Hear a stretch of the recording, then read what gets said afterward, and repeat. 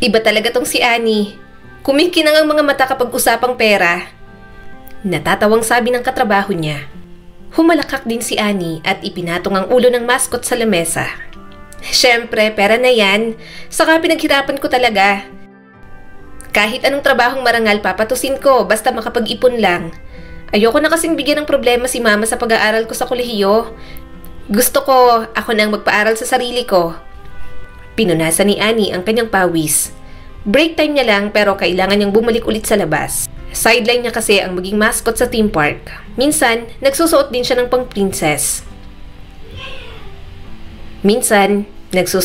pang-princess. Depende kung anong costume ang available. Kapag naman walang parada, nagbabantay siya sa isa sa mga gaming stall. Regular job muna ni Annie habang hindi pa siya nakakapag-ipon ng sapat na pera. Sinubo ni Annie ang huling kagat ng burger. Sige na, babalik na ako sa station ko. Mamaya hindi pa ako gawing double pay. Sayang naman. Natawan na lang ito. Kahit holidays pumapasok ka nga. Dahan-dahan ka lang. Baka naman bumigay ang katawan mo niyan. Umiling naman agad si Annie. Hindi yan. Malalakas ang mga buto ko. Laking gatas kaya ako ng ina. At saka, huy, bigla ko naalala. Yung bayad ng in-order mo sa akin na sitro ng mga bra para maakit mo ang mister mo. Tinakpan agad nito ang kanyang bibig. Annie, buwisit ka talaga. Napatingin ng ibang dumadaan. Bayo ka talaga. Humalakak naman si Annie. Ano, effective ba? Nadiligan ka na kaya siguro naman mababayaran mo na. Nanlaki ang mga mata ng katrabaho niya. Oo, effective. Isang hilang at tanggal agad.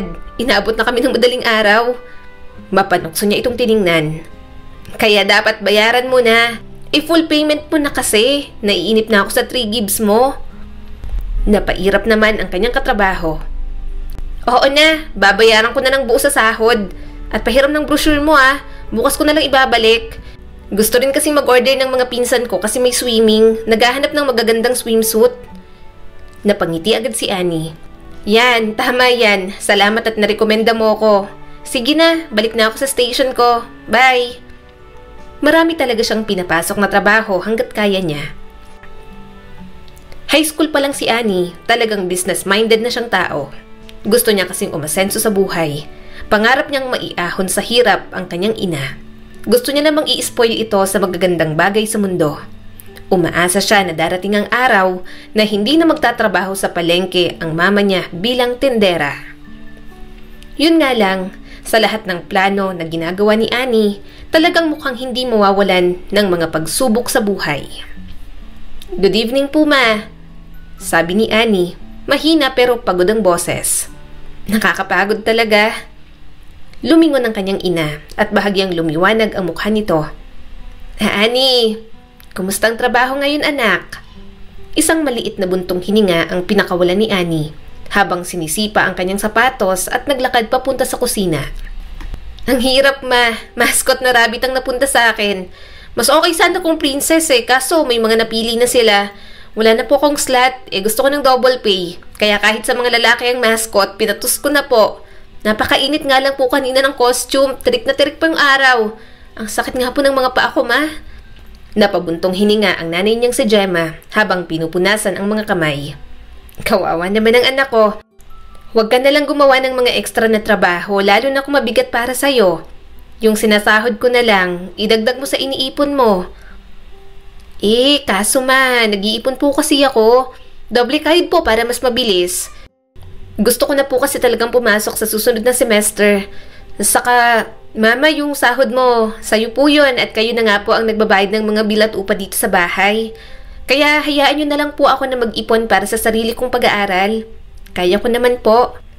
Pabagsak na umupo si Annie sa upuan sa mesa sa kusina. Isa pa, nag-e-enjoy naman po ako sa ginagawa ko. Gustong-gusto po ng mga bata ang mascot, kaya kahit ang init-init, kapag may mga natutuwa pong bata, parang naiibsan po ang pagod ko. Mahilig talaga si Annie sa mga bata. Kahit walang-wala siya, hindi pwedeng lilipas ang isang buwan na hindi siya magpapa-feeding program sa mga bata sa bahay ampunan. Kahit sopas lang, masayang-masaya na siyang mapakain ang mga bata.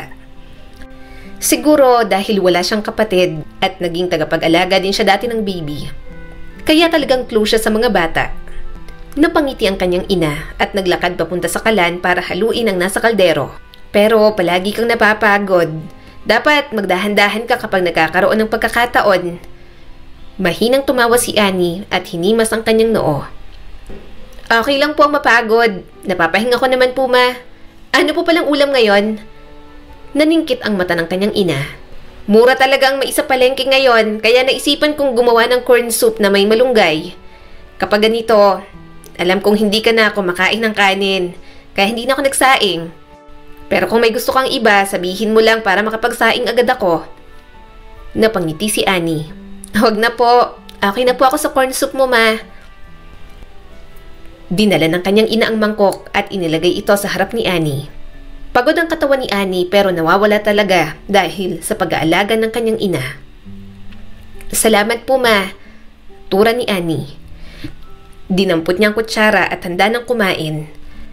Ngunit bago pa siya makasubo, naramdaman niya ang kamay na marahang humawak sa kanyang balikat bilang suporta.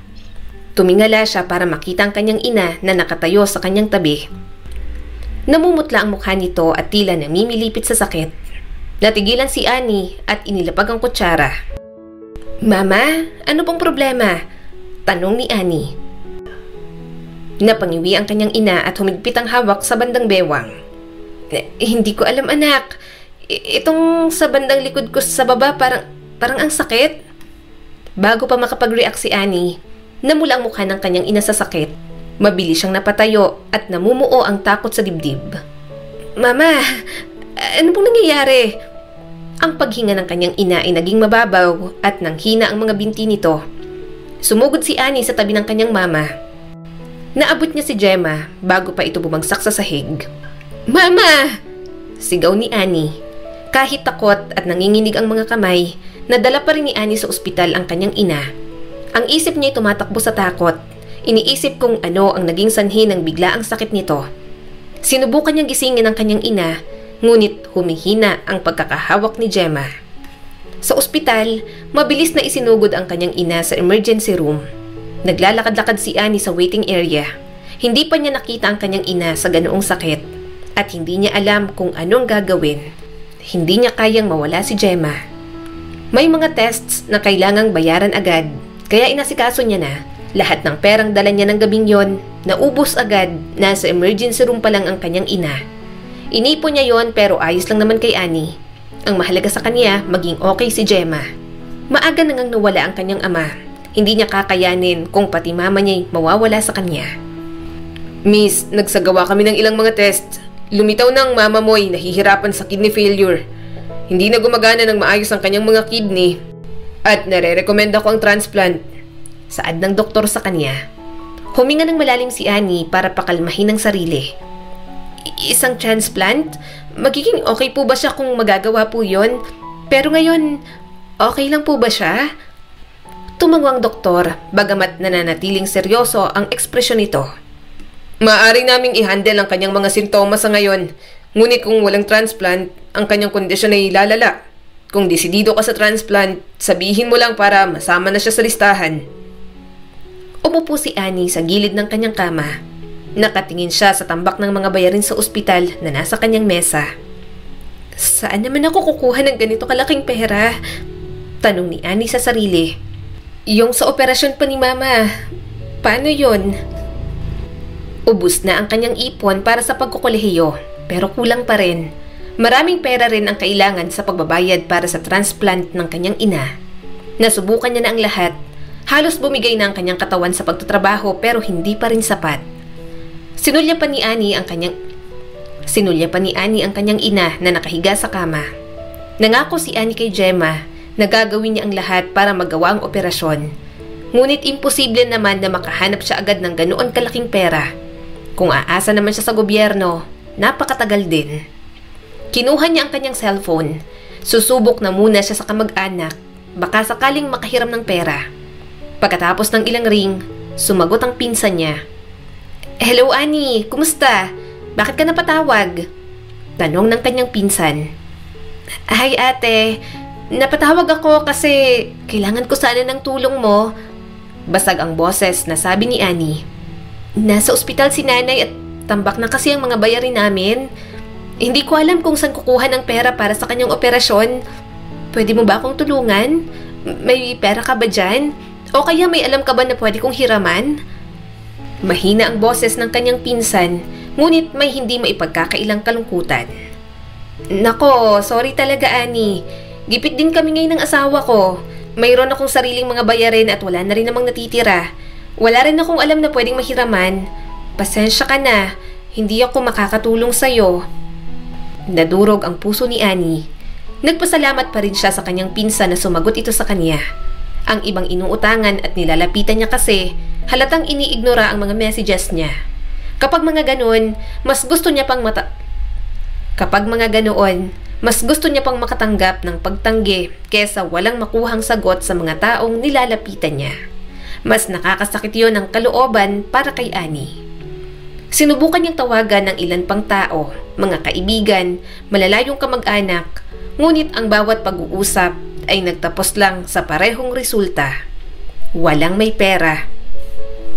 Hindi na alam ni Annie ang kanyang gagawin.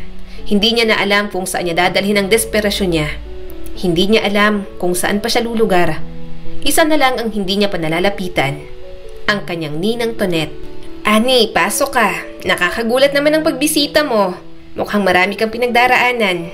Sabi ng kanyang ninang at pinapasok siya sa loob ng bahay nito. Pasensya na po sa abala, ninang.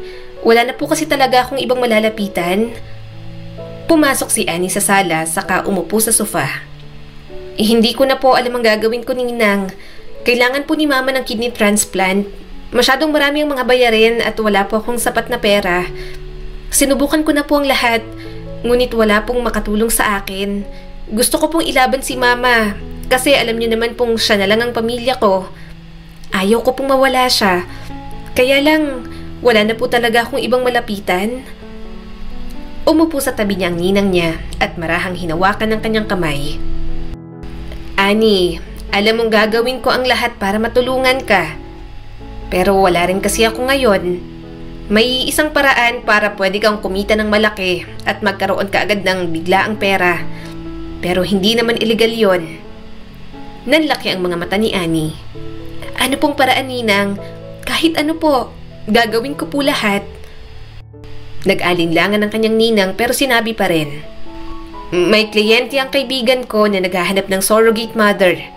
Handa silang magbayad ng malaking halaga ng pera. At sa tingin ko, pwede ka naman. Bumilis ang tibok ng puso ni Annie at bahagyang napaatras. Teka, ano po? Surrogate? Pero parang hindi ko po yata kaya yon. Hindi pa po ako nakikipagrelasyon, ninang. 19 pa lang po ako. Paano ko dadalhin ang anak ng iba? Parang sobra naman po yon. Napabuntong hininga ang kanyang ninang. Annie, sinasabi ko lang naman sa'yo kasi baka maging interesado ka. Alam ko naman na malaking desisyon yon. Ngunit makinig ka. Malaki ang pera na inaalok ng kliyente ng kaibigan ko. Matutulungan mo ang mama mo. Isa pa, makakatulong ka sa isang pamilya na hindi kayang magkaroon ng anak. Sabi ko naman sa'yo, hindi illegal yon. Mas okay na kaysa pumasok ka dyan sa mga hindi mararangal na trabaho. Dahil desperado ka lang maipagamot ang mama mo. Pag-isipan mo rin ang mabuti, kasi yun lang ang alam kong maitutulong ko sa'yo ngayon. Pasensya na, walang-wala talaga ako. Napalunok ng mariin si Annie. Gumugulo ang isip niya. Gumugulo sa isip niya ang sinabi ng kanyang ninang. Mabigat ang magbuntis.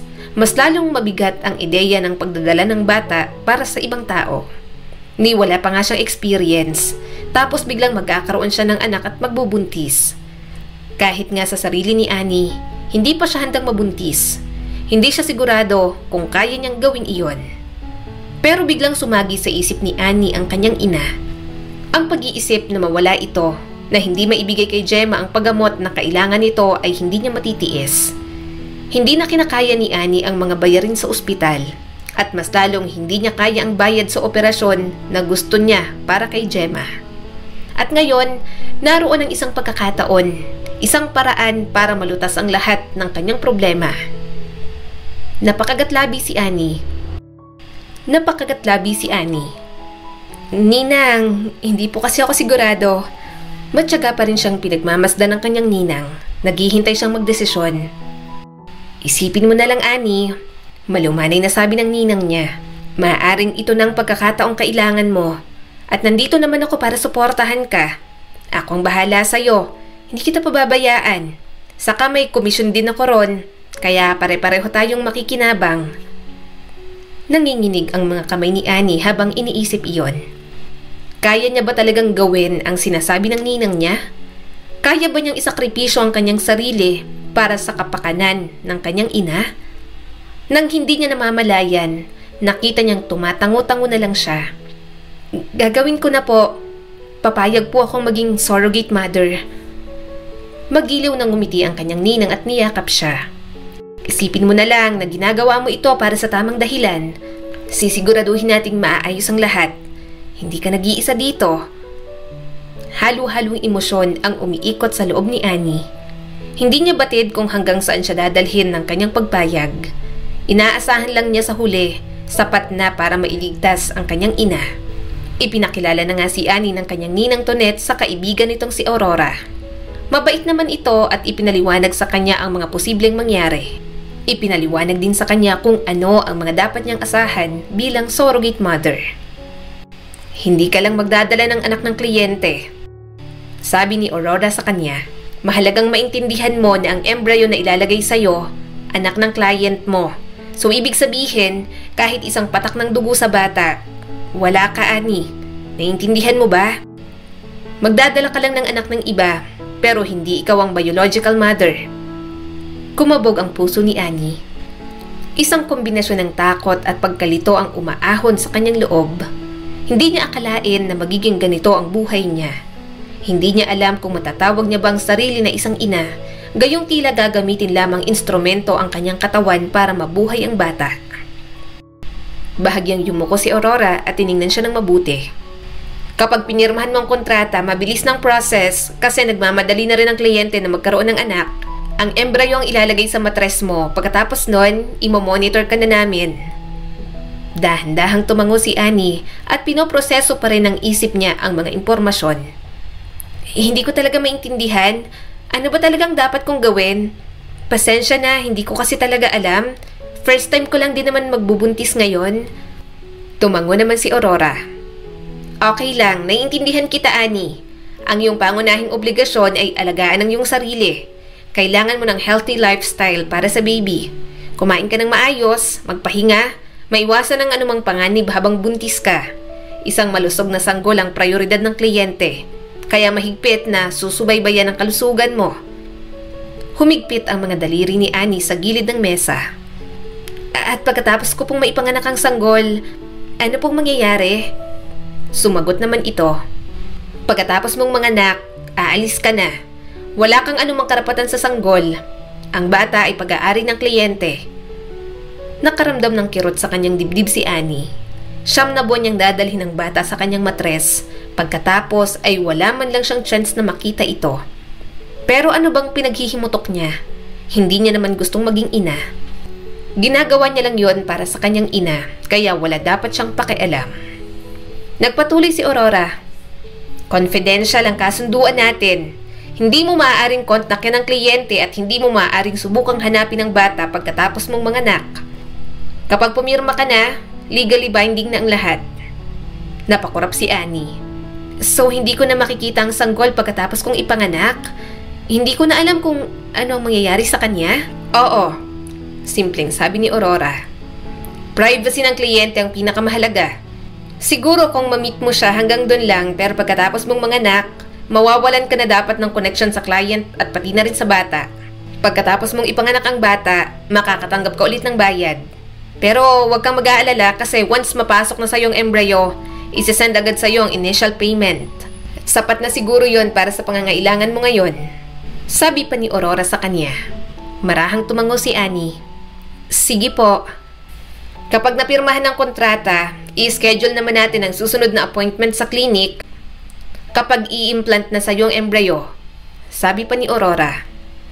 Nalipat ang mga mata ni Annie sa kontratang nakapatong sa mesa sa pagitan nila. Parang isang desisyon na hindi niya na maibabalik. Ngunit para sa operasyon ng kanyang ina, gagawin na lang ni Annie. Huminga siya ng malalim at nanginginig ang mga daliri habang inaabot ang ballpen. Hindi umalis ang mga mata ni Aurora sa kanya.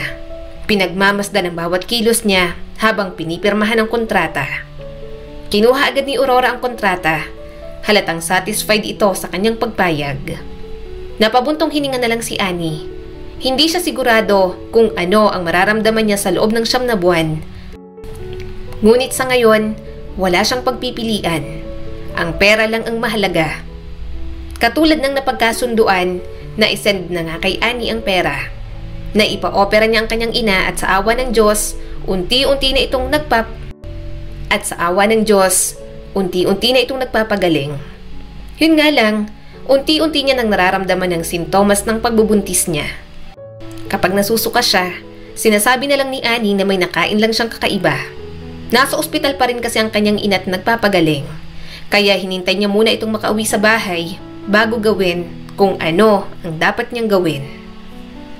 Mama, marahang nagsimula si Annie habang inaabot niya ang kamay nito.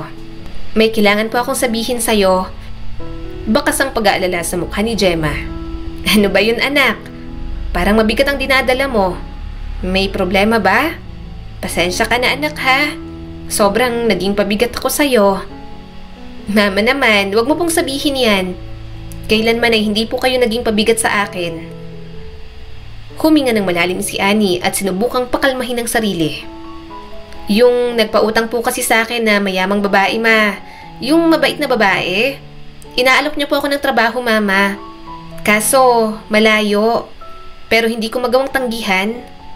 Kumunat ang noo ni Gemma at nakatingin sa kanya na may halong pag-aalala at pagkalito. Trabaho? Anak, agad-agad. Alam kong kagagaling mo lang sa stress dahil sa akin. Ngayon ka lang nakakabawi ng pahinga. Magpahinga ka muna, Annie. Kinagat ni Annie ang kanyang labi at pinipigilan ang mga luhang nagbabadyang tumulo. Okay lang naman po ako, mama. Hahanap po ako ng paraan para magpahinga. Malayo po yon, sa ibang probinsya po. Sa Sorsogon. Pero magiging okay po ako. Makakapagpadala din naman po ako ng pera ng regular para may panggastos din po kayo sa maintenance ninyo. At pati na rin sa mga bayarin dito sa bahay. Pinakiusapan ko na rin po si Ninang Tonet na habang wala ako, pakibantayan po kayo rito. Pasasahudan ko na lang din po si Ninang. Nabaluktot ang mukha ni Gemma sa pag-aalala at humigpit ang hawak sa kanyang kamay. Pero, paano ako nakakasigurado na magiging okay ka doon? Nakaramdam ng guilt si Annie. Ayaw niyang magsinungaling sa kanyang ina. Hindi niya masabi kay Gemma ang tungkol sa sanggol na lumalaki sa kanyang sinapupunan. Hindi niya maipaliwanag na magiging surrogate mother na siya. Ayaw niyang sabihin kay Gemma dahil baka sisihin lang nito ang sarili sa desisyon na kanyang ginawa. Nanay rin ito, kaya alam din ito na hindi biro ang panganganak. At 19 pa lang siya, masyado pang bata para pasanin ang lahat ng yon. Bagong opera lang din si Gemma at kung sasabihin niya pa, patuloy lang na mag-aalala ito para sa kanya. Hindi po ako mag-iisa, mama. Sabi ni Annie na pilit nang umingiti habang pinupunasan ng luha sa pisngi. May mga kasama po ako ron na magiging katrabaho ko.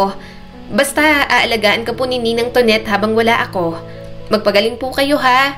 Dapat pagbalik ko po, sobrang okay na po kayo. Mabigat na bumuntong hininga si Gemma. Ipangako mo sa akin na aalagaan mo ang sarili mo. Ang laki ng ipinayat mo, anak, kaya dapat magpataba ka, ha? Ayoko mawala ka din. Nagkasakit ako kaya alam natin pareho na mahirap ang may sakit. Tumango si Annie. Gagawin ko po, ma. Pangako po. Magpapalusog po ako, aalagaan ko po ang sarili ko, at kapag natapos na po ang lahat, babalik po ako. Mahigpit siyang niyakap ni Gemma. Nang magkahiwalay sila, tiningnan ni Annie ang kanyang ina. Gagawin niya yon para rito. Kapag ipinanganak niya ng sanggol, iiwan niya ng bata gaya ng sinabi sa kanya ni Aurora at pagkatapos ay babalik na siya. Papasok siya sa kolehiyo, tatapusin ang kanyang pag-aaral at bubuo ng buhay na hindi kasama ang masakit na katotohanang itinatago niya. Nakaupo si Annie sa couch ng kondo. Nakatitig siya sa mga dingding na nasa paligid niya. Ilang buwan na siyang naninirahan doon at malaki na rin ang kanyang tiyan. Palaging bumibisita si Aurora, chinecheck siya, nagdadala ng mga vitamins at pagkain. Pero ngayon, may kakaiba sa pakiramdam niya. Nawala sa kanyang iniisip si Annie nang tumunog ang pagbukas ng pinto. Inaasahan ni Annie na si Aurora yon. Ngunit sa halip, isang babaeng matingkadang suot na nakatayo sa kanyang harapan. May magandang tindig at confidence kahit malaki na rin ang tiyan. Malamig ang mga mata ng babae. Tinitingnan siya na parang sinusuri siya mula ulo hanggang paa. Kusang umatras si Annie at naramdaman ng tensyon sa hangin. "Sino ka?" Tanong ni Yumi na may halong kuryosidad at pangamba sa boses. "Ako si Yumi," malamig na sabi ni Yumi at tiningnan ng tiyan niyang malaki na. "Ako ang nagbabayad para ipagbuntis mo ang anak namin ng asawa ko." Bumilis ang tibok ng puso ni Annie nang tumama sa kanyang realisasyon. Ito pala ang ina ng dinadala niyang bata. Parang maotoridad ang presensya ni Yumi at ramdam ni Annie ang bigat ng titig nito. Pumasok si Yumi sa kondo. Natigilan si Annie sa may pintuan. Hindi sigurado kung ano ang sasabihin o kung ano ang gagawin. "Makinig kang mabuti," sabi ni Yumi, malamig at matalim ang tono nito. "Kung may mangyari man sa anak ko, kung gagawa ka ng anumang bagay na makakasama sa kanya, sisiguraduhin kong babayaran mo ng triple ang halagang ibinibigay ko sa'yo. Maliwanag ba?" Mabilis na tumango si Annie. "Opo, naiintindihan ko." Sinindihan ni Yumi ang yosi na dala nito at halatang natataranta. "Bakit ang tagal lumabas ng batang yan?" Pero hindi yun pinansin ni Annie. "Huwag kang manigarilyo, makakasama sa baby mo."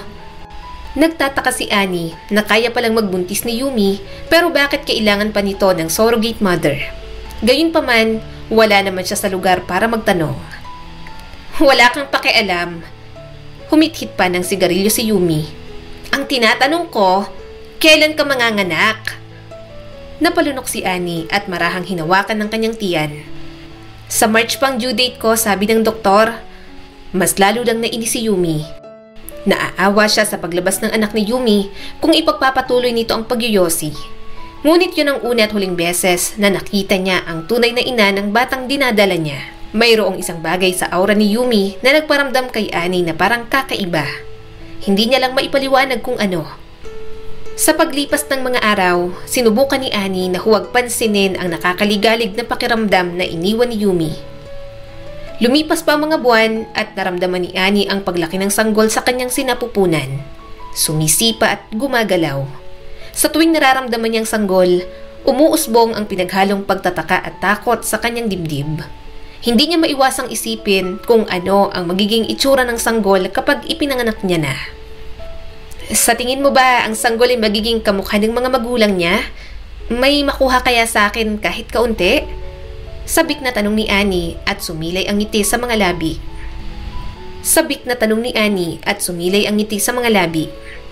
Napawi ang ngiti ni Aurora. "Honey, tumigil ka. Hindi mo maiisip kung anong magiging itsura niya pagkatapos niyang ipanganak dahil ilalayo na siya sa'yo. Kalimutan mo na agad ang bata. At anong makukuha sa'yo? Baliw ka ba? Matres lang ang ambag mo pero ang jeans niyan sa kliyente ko galing. Kaya walang makukuha sa'yo. Hindi ikaw ang kanyang ina. Dinadala mo lang siya. Hindi sa'yo ang baby." Napalunok si Annie at napawi ang kanyang ngiti. Tumama sa kanyang katotohanan ng mga sinabi ni Aurora. Tahimik siyang tumango kahit sa kaibuturan, parang malamig na sampal ang mga salita. Hindi niya gustong isipin ang sanggol bilang kanya. Ngunit sa bawat paggalaw, bawat sipa at paglaki nito, hindi talaga mapigilan ni Annie. Nang gabing yon, habang nakahiga siya sa kama, tumulo ang kanyang mga luha. Sumasakit ang dibdib niya habang nakahawak sa kanyang tiyan. Mahal niya ang batang yon. Mahirap tanggapin ang katotohanan, ngunit kailangan niyang paalalahanan ng sarili. "Mamahalin kita pero kailangan kitang bitiwan. Pero kahit ganon, palagi kitang mamahalin at mananatili ka sa alaala at puso ko, anak." At sa pangakong yon, nakatulog si Annie kahit sobrang bigat ng puso sa masakit na katotohanan. Kaya lang, habang tumatagal, kahit hindi niya pa ipinapanganak, mas lalo niyang minamahal ang batang dinadala niya. Nanaginip na naman si Annie. Sa kanyang panaginip, siya ay isang ina, nakikipagtawanan at nakikipaglaro sa isang batang lalaki. Nakahawak ang maliit na kamay nito sa kanya habang tumatakbo sila sa isang flower garden.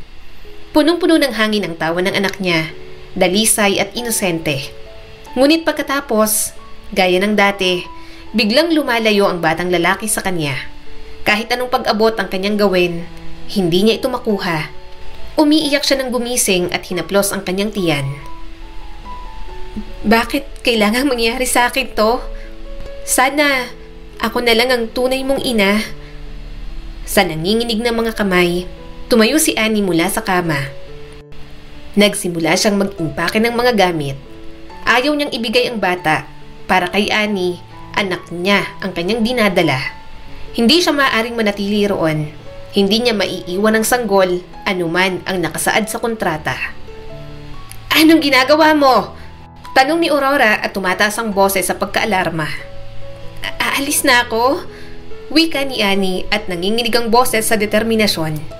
Hindi ko siya ibibigay sa kanila. Anak ko siya, Aurora. Ako ang kanyang ina, hindi si Yumi. Dinala ko siya sa katawan ko. Ako ang... Namula ang mukha ni Aurora. Hindi makapaniwala at galit. Mabilis itong humakbang at sinampal siya sa mukha. Natigilan si Annie at pumatak ang isang butil ng luha. Tumigil ka sa pagkabaliw, Annie! Sigaw ni Aurora na nagliliyab ang mga mata. Hindi kanya ina. Isa ka lang surrogate mother. Binayaran ka para dalahin ang sanggol na yan para sa kanila. Nanginginig sa hikbi ang katawan ni Annie. Please, Aurora, wag mo silang hayaang kunin sa akin tong bata. Hindi ko kaya. Hindi ko siya kayang ibigay pagkatapos ng lahat. Ako ang kanyang ina at hindi ko makakayanan kung kukunin nila ang anak ko. Matigas ang mukha ni Aurora. Hindi mo gets ano? Pumirma ka sa kontrata. Hindi ikaw ang kanyang ina. Pumayag ka dito at hindi ka na makakaatras ngayon. Wala kang karapatan sa bata, Annie. Biglang huminto ang hininga ni Annie. Isang matinding sakit ang bumalot sa kanyang tiyan. Napadaing siya at napahawak sa tiyan. Nanlaki naman ang mga mata ni Aurora. Manganganak ka na! Bumilis ang tibok ng puso ni Annie habang tumitindi ang sakit. Nangingilid ang mga luha niya habang nakahawak sa braso ni Aurora. Please, hindi ko kaya. Hindi ko kayang mawala ang bata. Hindi ko kaya. Nagmamadaling pumunta sa pinto si Aurora. Dadalhin kita sa ospital. Wala tayong oras para magtalo patungkol dito. Tara na! Malabo ng biyahe papuntang ospital dahil walang ibang maramdaman si Annie kundi ang sakit at hapdi. Mabilis siyang isinugod ng mga doktor sa delivery room at hindi nagtagal, nawala na siya ng malay pagkatapos marinig ang iyak ng sanggol. Nang magising si Annie, masakit ang katawan niya at pagod na pagod. Nagulat na lang siya nang ang ninang Tonet niya ang makita sa loob ng kwarto. Nasaan si Aurora? Nasaan ang anak ko? Natataranta niyang tanong. Umiling si Ninang Tonet at bakas ang awa sa mga mata. Hindi mo siya anak, Annie. Wala na si Aurora. Wala na rin ang bata. Dinala niya na si Aurora sa mga totoo niyang magulang. Naninikip ang dibdib ni Annie. Hayaan niyo lang po akong makita siya. Saglit lang. Hayaan niyo lang po akong hawakan siya kahit ilang araw lang. Kailangan ko ang anak ko. Ako pong nagdala sa kanya kaya kahit anong sabihin niyo, ano ko pa rin po siya. Tumulo ang mga luha ni Ninang Tonet. Annie, tama na. Parang awa mo na. Tapos na ang silbi mo sa kanila. Wala kang karapatan sa bata. Napahawak si Annie sa kanyang tiyan. Please, hayaan niyo lang po ako sa kanya. Kahit ilang araw lang. Aalagaan ko ang bata. Ibe-breastfeed ko. Pakiusap. Nakikiusap po ako sa inyo. Niyakap siya ng kanyang ninang. Tama na, Annie. Kailangan mong itigil to ngayon din. Pinapalala mo lang ang mga bagay para sa sarili mo. Hindi ikaw ang ina ng bata. Isa ka lang surrogate. Binayaran para gumawa ng trabaho. Wala kang karapatan sa sanggol na yon. Kalimutan mo na siya. Kalimutan mo na lang din na nangyari ang lahat ng ito. Umalingaw-ngaw ang iyak ni Annie sa buong kwarto. Ngunit wala na siyang pakialam. Wala nang mahalaga ngayon. Ang sanggol na kanyang minahal, dinala at pinangarap ay wala na. At kahit anong pakiusap niya, malinaw na wala nang babalik sa kanya. Lumipas ang mga taon mula ng araw na yon. Ang batang minsang nasa kanya, tinago niya bilang pinakaiingatang sekreto. Umuwi siya noon sa kanyang ina, nagkunwari na parang walang nagbago. Ngumiti si Annie, umakto na parang normal lang ang lahat, at nagsikap panatilihing busy ang kanyang sarili. Inabala niya ang sarili sa pang-araw-araw na buhay. Walang pagod na nagtatrabaho upang makapag-ipon para makapag-enroll sa kolehiyo at makapagtapos. Congratulations anak! Nakagraduate ka na rin sa wakas! Nakangiting sabi ng kanyang ina. Napangiti si Annie. Salamat po mama. Ngunit ang sakit ay hindi kailanman ganap na nawala. Alam ni Annie sa kaibuturan niya na hinding-hindi niya makakalimutan ang anak na kanyang dinala. Tabi, ano ba? Lalabas na ako! Bulalas ni Annie pero may mga pumapasok pa, kaya nagitgit na talaga siya sa loob ng tren. Muntik na siyang mapamura nang hindi makalabas sa tren. Tiningnan ni Annie ang suot na relo. Siguradong malilate na siya dahil sasakay pa siya pabalik sa station kung saan dapat siya bababa. Nang makababa na, mabilis siyang sumakay ng bus. Mabuti na lang at nakaupo na siya. Mabilis na inayos ni Annie ang kanyang buhok at nag-retouch ng makeup. Hindi pa ako nakakarating, haggard na. Bubulong-bulong niya sa sarili. Buwisit talaga si Insan, kapag ako hindi nakaabot sa job interview, gugulpihin ko siya. Siyang magbayad ng upa namin sa bahay. Anak siya ng unggoy, walang hiya. Natigilan si Annie sa paglilipstick nang makita ang lolo na nasa kanyang tabi. Nahiya naman agad siya at mabilis na humarap sa bintana. Nang makababa si Annie, tinanaw niya ang malaki at magandang building kung saan siya pupunta. Ang Spark Vibe, ang tech company kung saan niya gustong mag-apply. Makalipas ang 7 taon, yun na si Annie at unti-unti nang binabago ang kanyang buhay. Hangad niya ang bagong simula para sa kanya. Kaya mo to, Annie! Pagpapalakas niya ng loob sa sarili. Kaso, nadurog ang puso ni Annie nang makarating siya sa lobby. Kapag may mga tao siyang nakikitang lumalabas, mas lalo siyang kinakabahan. Lumapit siya sa desk ng receptionist at umaasang may oras pa. Nandito po ako para sa job interview for secretary. Hinihingal na sabi ni Annie. Pilit tinatakpan ang pagkabalisa sa boses niya. Napatingin ang receptionist sa orasan at umiling. I'm sorry miss, pero tapos na pong interview. Kanina pa pong 11 a.m. Bumagsak ang puso ni Annie. Sandali siyang nakatayo doon. Sinusubukang intindihin ang narinig niya. Wala nang pangarap niyang kumpanya. Tuluyan ang dumulas sa mga daliri niya. Walang hiya talaga, Insan. Naiinis niyang bulong sa sarili. Hindi dapat siya late kaso napuyat siya sa pinsan niyang babaero. Nagmakaawa kasi ito sa kanya na tulungan ang girlfriend nitong makipagbalikan. Best friend niya ang girlfriend ng kanyang pinsan dahil masyado siyang matulungin, inabot na siya ng madaling araw. Na-late tuloy siya ng gising. Pinilit niyang umiti. Sige po, maraming salamat. Wala siyang nagawa kundi ang umalis ng building. Malakas ang pag-click ng kanyang mga takong sa tiles na sahig habang tinatahak ang daan palabas. Ang pagkadismay at pagkabigo ang tanging niyang nararamdaman ng sandaling iyon. Idagdag pang nasira ang takong ng isa niyang sapatos. Ano ba yan? Naiinis na sabi ni Annie at kinuha ang isang sapatos. Napabuntong hininga na lang siya habang paika-ikang maglakad. Ang malas talaga. Kalma Annie, kalma lang. Ice cream lang ang katapat niyan. Pero inis na inis talaga siya at muntik nang ibato ang kabiyak ng isang sapatos niya. Pero wala naman siyang ibang susuotin pa uwi. Kaya sinuot niya yung muli at pinagtiyagaan. Bibili na lang siya ng shoe glue. Baka magawan pa niya ng paraan. Pagkatapos, biglang isang malakas na sigaw ang kanyang narinig. Sa paglingon ni Annie, nakita niyang isang maliit na batang lalaki na tumatakbo sa kabilang kalye. Hindi nito napapansin ang mga paparating na sasakyan. Mabilis na tumakbo si Annie. Ang tanging nasa isip niya lang ay iligtas ang buhay ng bata. Sakto niyang naabot ang bata, hinawakan ito sa braso at hinila pabalik sa gilid. Sabay silang natisod, kaya pareho silang bumagsak sa kalsada. Habol ni Annie ang hininga nang hilahin niya ang bata sa kanyang mga bisig. Ang batang lalaki, na dilat ang mga mata at nanginginig, ay tumingala sa kanya na may halong takot at pagkalito. Okay ka lang ba? Tanong ni Annie habang sinusuri kung may sugat ba ito. Thank you po. Maliit ang boses at takot pa rin na sabi nito. Tumayo silang dalawa. Tinanong din sila ng mga taong nakakita sa kanila kung ayos lang sila. Tumangon naman si Annie. Nang napatingin siya sa kanyang mga paa, suot niya ang isa na sira na ang takong. At ang kabiyak, nasa ilalim ng gulong ng sasakyan. Nasapo na lang ni Annie ang kanyang ulo. Namalayan na lang ni Annie na nakaupo siya sa isang bench sa labas ng maliit na convenience store.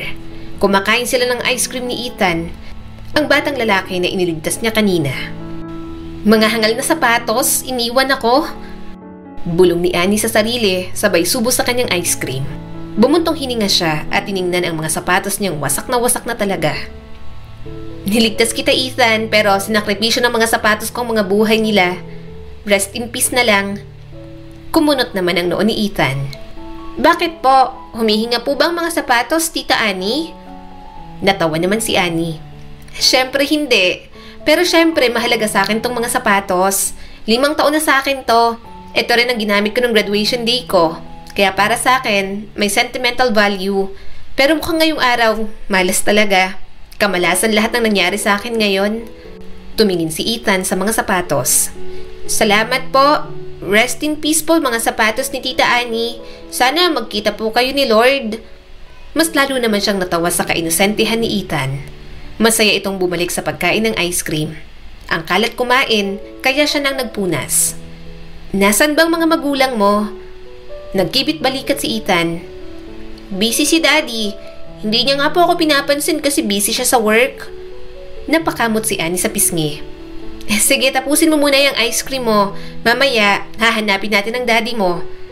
Bakit ba kasi nagdadala pa ng anak sa trabaho? Muling napatingin ang bata sa mga sapatos niya. Bakit hindi ka nalang po bumili ng bago? Sumulyap si Annie sa bata at nagtaas ng isang kilay. Wala akong pera sa ngayon. Hindi pa kaya ng budget ko bumili ng mga sapatos. Kumunot ang noo ni Ethan. Halatang naguguluhan sa sagot niya. Pero madali naman pong makakuha ng pera. Wala akong pera ngayon. Naiwan ko po sa office ni Daddy.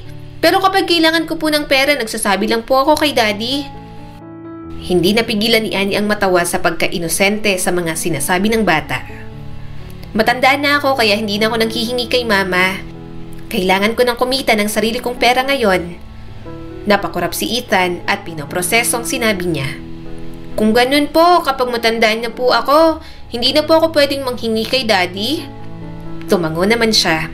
Oo, kasi kaya mo na dapat kumita ng pera kasi big boy ka na sa panahong yon. Ngumiti siya ng matamis. By the way, ilang taon ka na ba?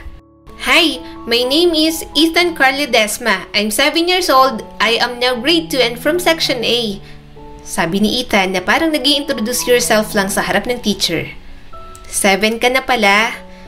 Mahinang pag-uulit ni Annie. Kasing edad mo na siguro ang aking... Hindi na naituloy ni Annie ang gustong sabihin. Nang hinang boses niya. Mabilis siyang nag-iwas ng tingin at pinunasan ang namumuong luha. Naalala niya na naman ang batang dinala niya sa sinapupunan sa loob ng 9 na buwan. Akmang aayusin niya ng sarili nang may tumigil na isang sasakyan sa gilid nila. Isang lalaki ang lumabas mula roon. Nagliwanag ang mukha ni Ethan nang makita ito. At bago pa tuluyang maproseso ni Annie ang nangyayari, tumalon si Ethan mula sa bench at tumakbo papunta sa lalaki. Daddy! Bulalas ni Ethan at ipinulupot ang mga braso sa bewang ng ama. Mabilis na napatayo si Annie. Tumingin ang lalaki kay Ethan at bahagyang lumambot ang mukha nito. Pero nang tumingin sa kanya, kulang na lang ay magyelo siya. Pinunasan niyang isang kamay at inilahad iyon. I'm Annie. Ako ang nakakita sa anak mo. Tumingala si Ethan sa kanyang ama at maliwanag na nagsalita. Iniligtas niya po ako, Daddy. Nasalo niya po ako sa oras na muntik na akong mabangga ng kotse. Inilahad nito ang kamay. I'm Dylan. Salamat sa pagligtas sa anak ko. Isang maliit at nakakahiyang ngiti ang ginawa ni Annie. Walang problema. Basta sa susunod, wag mo siyang hayaang tumakbo sa kalye ng mag-isa, okay? Alam mo na, bata. Binuhat ni Dylan ang anak nito. Ibinaba naman ni Annie ang tingin sa kanyang sirang mga sapatos. Aalis na rin ako. Kinuha niya ang kanyang bag at kinuha ang sirang sapatos. Naglakad na siya palayo sa mag-ama. Masakit ang kanyang mga paa sa paglalakad ng nakayapak, ngunit hindi niya kayang alalahanin yun ngayon. Wala naman siyang choice. Hinding-hindi siya bibili sa mga store na malapit dahil alam niyang puro mamahalin ang nandoon. Biglang may narinig siyang mga yabag sa likuran niya. Lumingon siya at nagulat nang makita si Dylan na papalapit sa kanya. Sabi nito at hinawakan ang kanyang mga braso para maabutan siya. Anong nangyari sa sapatos mo? Tumikhim si Ethan, inosente at seryoso ang boses.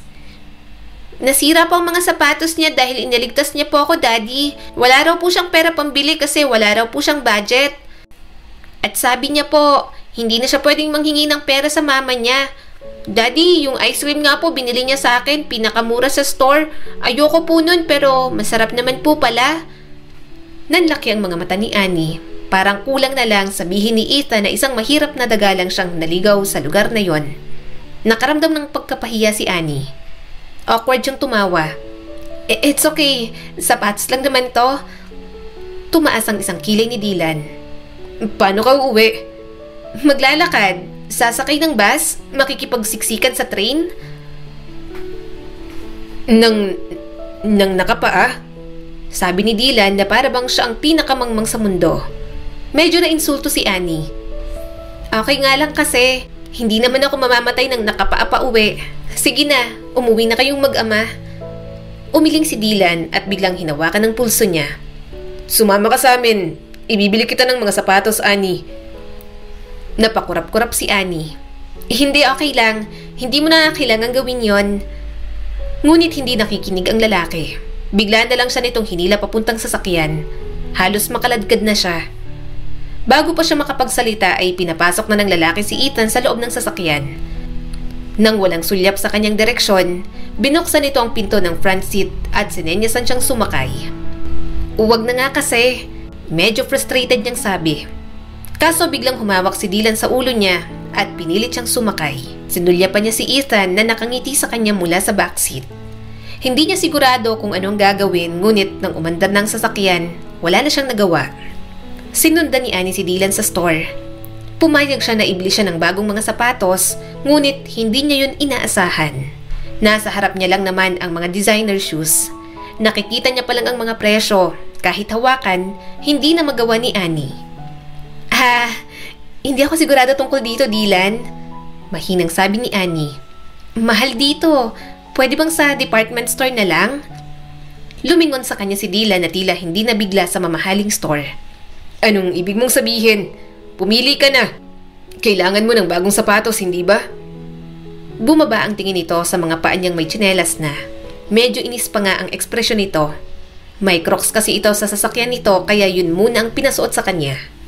Kaya lang, sa laki ng mga paa ni Dylan, kada lakad niya ay talagang naiiwan ng mga tsinelas. Sobrang mahal dito. Sobrang hina na sabi ni Annie.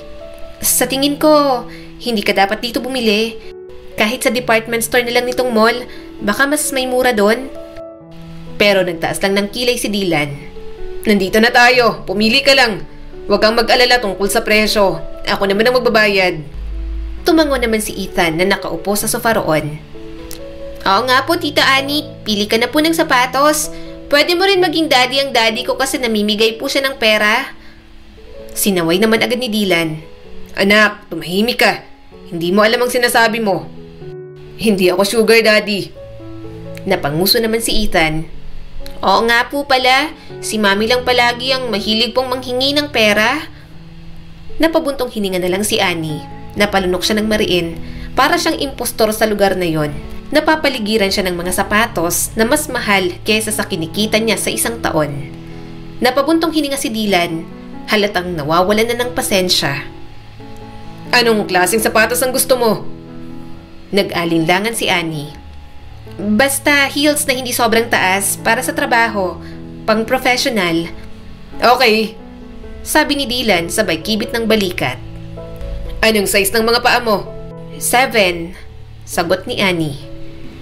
Namula ang pisngi niya nang pumili si Dylan ng mga sapatos para sa kanya. Hindi siya sanay sa ganong klaseng atensyon, lalo na sa isang tulad ni Dylan. Tumingin ito sa paligid at pagkatapos ay nagsimulang tumuro sa iba't ibang sapatos. Sa tingin mo, gusto mo ba tong sapatos na to? Itinuro nito ang isang pares ng makinis na itim na stiletto. Hindi lang isa, kundi iba't ibang uri ng mga sapatos ang pinakuha ni Dylan sa mga attendant. Pwede ang mga to sa'yo at magaganda. Subukan mo ang mga to. Hindi alam ni Annie ang sasabihin, ngunit bago pa siya makapagprotesta, si Dylan ang mismong lumuhod sa harap niya. Sinasabi ng mga attendant na ang mga ito nang gagawa pero hindi nagpatinag si Dylan. Ako na, natatagalan ako. Seryosong sabi ng ama ni Ethan habang marahang hawak ang kanyang mga paa. Bumilis ang tibok ng puso ni Annie. Hindi niya alam kung papaano magre-react. Kinagat niyang kanyang labi at sinusubukang patatagin ang kanyang paghinga. Ako na lang, nahihiyang sabi ni Annie dahil pangiting na lumuluhod sa harap niya ang lalaking may asawa na. Sa kanya lang na malayang pinagmamasdan siya ni Ethan, nakatayo ito sa tabi niya at isang pilyong ngiti ang sumilay sa mga labi nito. Namumula ka po, Tita Annie, sabi ni Ethan sabay turo sa kanya. Nahihiya ka po ba sa daddy ko? Crush mo po ba siya? Nanlaki ang mga mata ni Annie. Ahoy, hindi. Anong crush? Ngayon ko lang nakita ang papa mo. Anong crush? Sandaling tumingin sa kanya si Dylan at kumibot ang mga labi. May pinipigil itong ngiti. Pinagtatawanan siguro siya dahil pulang-pula na siya roon. Nahihiya lang naman talaga si Annie. Mabilis siyang namula dahil maputi siya. Ethan, saway niya sa bata. Hindi mo ko dapat asarin ng ganyan sa daddy mo. Hindi magandang tingnan. Baka ma-offend ang mami mo. Kumunot ang noo ni Ethan. Pero hindi na po magkasama sina mommy at daddy. Divorce na po sila, sabi sa akin ng daddy ko. Saka wala naman po sa aking pakialam si mommy. Tinitigan ni Annie si Ethan. Tumingin siya sa maliit na batang lalaki na tila napakalaki para sa edad nito. Si Ethan ay 7 taong gulang pa lamang, pero naiintindihan na nito na hiwalay na ang mga magulang. Hindi na po nila love ang isa't isa kaya pwede mo pong ilove ang daddy ko. Bulong sa kanya ni Ethan. Nanlaki naman ang mga mata ni Annie. Ikaw talaga. Hindi pwede. Si Dylan na narinig ang anak niya ay sumimangot. Tumigil ka na anak. Nabibigla si Annie sa mga sinasabi mo. At hindi mo dapat sinasabi ang mayroon sa pamilya natin sa mga taong hindi mo lubusang kilala. Marahang tumikhim si Annie. Nakatuon siya sa sapatos na nasa harapan niya at pilit na binabaliwala ang usapan. Pagkaraan ng ilang sandali, bumalik ang attendant na may dalang ilang pares para subukan niya. Okay na to, sabi ni Annie at inilahad ang itim na heels. Pero hindi nakinig si Dylan. Tumingin ito sa attendant at ibinigay ang isang black card. Kukunin ko ang lahat ng sinukat niya. Nalaglag ang panga ni Annie. Ano? Hindi, marami ang sinukat ko at puro mahal pa. Isipin mo na lang na regalong pasasalamat ko sa iyo sa pagligtas sa aking anak. You deserve it, kaya tanggapin mo. Simpleng sabi ni Dylan na para bang may inaayos na transaksyon. Dylan, sobra to. Hindi ko to matatanggap, sabi ni Annie. Tinulungan ko ang anak mo dahil kailangan niya lang ng tulong. Hindi ako humihingi ng kahit na anong kapalit. Pero ito lang ang alam kong magagawa ko. Iniligtas mo ang buhay ni Ethan. Gusto kong malaman mo na pinahahalagahan ko ang ginawa mo para sa anak ko. Hindi na makapagsalita pa si Annie. Ngumiti si Dylan at hinawakan ang kamay ng bata. Anong oras na para sa tanghalian? Dapat na tayong kumain. Narinig ko ang tiyan mo kanina, Annie. Siguradong gutom ka na. Mas lalo siyang nahiya. Let's go, sabi ni Dylan at nauna nang lumabas habang akay si Ethan. Bahagya siyang napangiti sa itsura ng mag-ama. Seryoso, matangkad at naka-corporate attire si Dylan. Kaya parang hindi akma na may hawak itong tumatalon-talon, masayahin at makulit na batang lalaki. Ang ganong klaseng mag-ama, hindi niya maisip kung bakit walang isang asawa at ina na nasa tabi. Umupo si Annie sa tapat ni Dylan. Katabi niya naman si Ethan dahil gusto ng bata na palaging nakadikit sa kanya. Sa isang mamahaling buffet restaurant siya dinala ng mag-ama. Lahat ng lugar na pinupuntahan nila, pakiramdam ni Annie ay wala siya sa lugar. So, tell me Annie, kaswal na sabi ni Dylan. Bakit ka nga pala nandun sa lugar kung saan muntik nang mabangga si Ethan? Employee ka rin ba? Sang company ka? Nilunok muna ni Annie ang kanyang kinakain. Hindi. Mag-a-apply sana ako sa trabaho. Pauwi na ako tapos nakita ko tong si Ethan na tumatakbo sa kalsada. Nandun talaga ako para sa isang job interview for secretary sa Spark Vibe, yung tech company sa katabing street. Pero na-late ako. Sinayang ko ang pagkakataon kaya maghahanap na lang ulit ako. Tumango si Dylan. Pero bago pa man ito makasagot, naagaw na ni Ethan ang atensyon nila. Hirap na hirap itong tusukin ng seafoods. Nahihirapan itong balatan ng isang hipon at natapon pa ang kaunting sauce sa polo ng bata. Namumula na rin ang maliit nitong mukha sa inis. Ako na Ethan, tutulungan na kita, sabi ni Annie at ngumiti sa bata. Gamit ang banayad na kamay, binalatan niya ang hipon para sa anak ni Dylan. Nagulat ang ama ni Ethan kaya sinabi ni Annie na siya na lang. Gumamit ka ng kutsara at tinidor, sabi sa kanya ni Dylan. Malalansahan ang mga kamay mo. Sorry, masanay ako sa ganito. Saka maghuhugas na lang ako. Napatingin si Annie sa ibang mga kumakain. Oo nga pala, mamahalin dito. Sorry, nakakahiya. Wait, bibilisan ko na lang para maayos na makakain itong anak mo. Marahang umiling si Dylan. Hindi, sige okay lang. Huwag mong isipin ng ibang tao. Salamat po, Tita Annie. Nakangiting sabi ni Ethan pagkatapos niyang subuan ng nabalat ang hipon. Humalakhak si Annie. Wala yun, Ethan. You're welcome. Sige, kumain ka na. Pinunasan niya rin ang sauce sa bibig ng bata at ilang talamsik ng sauce sa damit nito. Nang matapos siya sa pag-aayos ng plato ni Ethan, binalik niya ng atensyon sa pagkain. Natigilan lang si Annie sa pagsubo nang makita si Dylan. Mataman siya nitong pinagmamasdan at nakatitig ang mga mata sa kanya na parabang pinag-aaralan ang bawat kilos niya. May problema ba? Tanong ni Annie na hindi komportable sa mga tingin nito. Bakit mo ko tinititigan ng ganyan? May dumi ba ako sa muka? Napakurap si Dylan at tumikhim. Mukhang sanay ka na talagang mag-alaga ng mga bata. Tipid siyang umiti. Nagbo-volunteer ako sa isang orphanage malapit sa bahay namin simula high school pa lang ako. Mayroon kaming mga program at aktibidad like feeding program para sa mga bata ron. Kaya nasanay na akong mag-alaga ng mga bata. Saka nung 14 years old ako, naging babysitter ako ng baby ng kapitbahay namin. Marahang tumango si Dylan at hindi na nagsalita pa. Maya-maya ay nakatapos na rin naman sila sa pagkain. Nagpaalam na sa kanyang mag-ama. Gusto pa sana siyang ihatid ni Dylan pero tumanggi na siya. Salamat po sa lahat, Tita Annie. Nakangiting sabi ni Ethan. Bye-bye po. Ngumiti ng matamis si Annie. Thank you rin sa mga sapatos. Mag-ingat kayo. Nang makasakay na si Annie sa bus, kumaway pa rin siya sa mga ito. Nakasimangot lang ang mukha ni Dylan habang nakangiti namang kumakaway si Ethan. Natawa na lang siya sa pagiging magkasalungat ng mag-ama sa ugali. Hindi niya alam kung bakit, ngunit pakiramdam niya ay konektado siya sa mga ito sa paraang hindi niya maipaliwanag. Nang makauwi, dala-dala niya ang mga paper bag ng mga sapatos. Nagtaka pa ang kanyang inang si Gemma kaya kinuwento niya pang mga nangyari. Paano ng interview? Tanong ng kanyang ina na may pag-asa ang boses. Natanggap ka ba anak? Napasandal si Annie sa isang upuan. Hindi po ako nakarating mama, na-late po ako at pagdating ko doon, sinabi nila sa akin at tapos ng interview na wala na po ako ng pagkakataon. Bumagsak ang mukha ng kanyang ina. Okay lang yan Annie, hanap ka na lang ulit. Biglang tumunog ang kanyang cellphone. Kinuha niya iyon at tiningnan ang screen. Hello?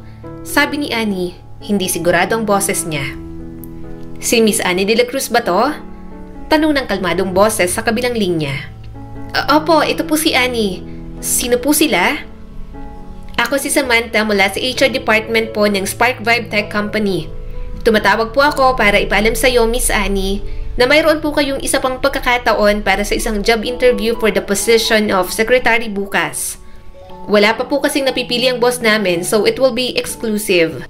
And to inform you lang, kasama ang CEO sa interview bukas. Bumilis ang tibok ng puso ni Annie. Natigilan siya, hindi sigurado kung tama bang narinig niya. Teka, nandun ang CEO? Napili ka po para sa second interview pagkatapos masuri ang resume mo na pinasa mo sa amin. Malumanay na sabi ni Samantha. Siguraduhin niyo na lang po na nasa tamang oras ka bukas. Okay po, pupunta po ako dyan ng mas maaga. Maraming salamat. Ibinaba niya ang cellphone pagkatapos ng tawag at bahagyang nanginginig pa ang mga kamay. Tumingin sa kanya si Gemma. Anong nangyari? Sinong tumawag? Hindi napigilan ni Annie ang ngiti sa kanyang mukha. Mama, may interview po ulit ako bukas. Maaga na siyang matutulog, hindi na siya malilate. Mabilis siyang nagsabi ng salamat sa may kapal. Mabuti naman at hindi tinapos ang kanyang araw ng puro kamalasan. Mabuti na lang talaga, hindi na late si Annie kinaumagahan. Dahil sa lahat ng tao, hindi niya inasahang si Dylan pala ang CEO ng Spark Vibe Tech Company. Kung nahihiya na siya kahapon, mas nahihiya na siya habang ini-interview. Mas seryoso at mukha talagang istrikto sa trabaho si Dylan. Hindi niya man lang nakikita ang ngumingiti sa mga empleyado, pero kapag sa anak nito, madaling lumambot ang ekspresyon. Ganoon yata talaga kapag magulang. Hinala na ni Annie na dahil kay Dylan kaya siya nabigyan ng chance. Masaya na siya roon pero hindi niya inasahan na siya ang mapipili at matatanggap. Gagalingan ko talaga sa trabaho. Maraming salamat, Dylan. Sir Ledesma. Napakagatlabi si Annie. Tumaas naman ang mga kilay nito. Mas okay ang Dylan. Tumango naman si Annie. Opo, Sir Dylan. Bumaba ang tingin nito sa mga sapatos niya. I'm glad na sinuot mo. Napangiti siya ulit. Maraming salamat po. Ang kanyang mga unang araw sa trabaho ay napuno ng mga meetings, papeles at pagpapakilala. Mabilis niyang nalaman na si Dylan ay hindi basta-bastang CEO. Talagang kapag trabaho, trabaho lang talaga. Kahit nga palpak siya, talagang napapagalitan pa rin. Pero ang gusto niya lang kay Dylan, hindi matatapos ang araw na hindi ito hihingi ng sorry sa kanya. Parang nagigilty ito na sinigawan siya. Naiintindihan naman yun ni Annie dahil hindi talaga maiiwasan kapag stress na sa trabaho. At sa ganoong closeness nila ni Dylan, pati mga empleyado, na issue na sila. Hoy, hindi. Ano ba kayo? Gano'n naman talaga sa lahat si Sir Dylan? Sabi ni Annie habang nagtitimpla ng kape. Umiling naman si Jane. Hindi. Ano? Sinigawan tayong lahat tapos sa'yo lang magsasorry? Ang unfair niya naman kung ganon. Ibig sabihin, special treatment ka at baka gusto ka niya. Kasi parang takot siya na matuturn off ka sa kasama ng ugali niya dito sa opisina. Napabuntong hininga naman si Annie. Huwag nga kayong ganyan. Walang special treatment. Walang ganon. Siguro kung meron man, dahil nga sabi ko sa inyo, niligtas ko yung anak niya. Pero wag niyong i-issue na gusto ko ni Sir Dylan. Hindi magandang isipin yon. Dine-deny ni Annie pero napapansin niya nga rin talaga. Masungit sa trabaho pero kapag okay na, kumakalma kapag kausap niya. Ganoon si Dylan at hindi niya alam kung bakit. Inaamin ni Annie na nagagwapuhan siya kay Dylan. Mayaman at matalino pa. Attracted din naman siya pero wala siyang intensyon na palalimin iyon. Hindi magandang tingnan na may nararamdaman siya para sa kanyang boss. Lumipas ang mga buwan at tila nawala ang tensyon sa pagitan nila ni Dylan. Nasanay na si Annie sa pagiging demanding ni Dylan pagdating sa trabaho. Kanino galing tong mga bulaklak? May lunch pa. Nagtatakang sabi ni Annie nang makita ang kanyang desk. Ngumiti naman ng mapang-asar si Jane. Asus, sino yung secret admirer mo na yan? Natawa naman si Annie. Maya-maya may tumawag sa kanya. Si Dylan palang tumatawag. May business trip ito pero hindi na siya sinama. Dahil kaya naman ito kahit walang secretary. Natanggap mo ba ang mga bulaklak at pagkaing pinadala ko sa'yo? Tanong ni Dylan. Nanlaki ang mga mata ni Annie. Sa'yo galing to? Sumagot naman ito. Oo, wala ako dyan at alam kong nagpapalipas ka ng lunch kapag walang kasabay. Kaya ako nang nagpa-order para sa'yo. Ubusin mo yan. Napangiwi si Annie. Okay po. Pero yung mga bulaklak po, para saan? Hindi agad nakasagot si Dylan. Well, congratulations. Po? Para saan? Nagtataka niyang tanong. Napasinghap si Dylan. Para sa nagkaroon ng sariling pwesto ang mama mo sa palengke, hindi ba? Nabanggit mo sa akin. Napangiti agad si Annie. Opo. So, ito pong mga bulaklak para kay mama? Hindi. Tutol agad ni Dylan. Sa'yo yan. Huwag mong ibibigay sa mama mo. Magpapabili na lang ako ng ibang bulaklak para sa mama mo. Yang mga flowers. Para yan sa'yo. Mas lalong kumunot ang noon ni Annie. Okay po. Napamura si Dylan. Basta para sa iyong mga bulaklak na yan. Paborito mong mga yan, hindi ba? Kaya bakit mo ibibigay sa iba? Nagtataka pa rin si Annie pero hinayaan niya na lang. Basta simula ng araw na yon, palagi na lang siyang nakakatanggap ng mga bulaklak at pagkain mula kay Dylan. Gusto niyang tanungin pero bigla namang iniiba ng boss niyang usapan. Dahil naging boss niya si Dylan, madalas niya ring nakikita si Ethan. At tuwing lalabas ito ng school, palaging gustong tumambay sa kanya. "Tita Annie!" Tawag ni Ethan. "Pwede po ba kitang tawaging mama?" Tumawa naman siya at natigilan sa pagtatype. "Mama? Ayaw mo na ng Tita Annie? Baka magalit ang daddy mo." Hindi po," sabi ni Ethan. "Si daddy nga po nagsabi na pwede po kitang tawaging..."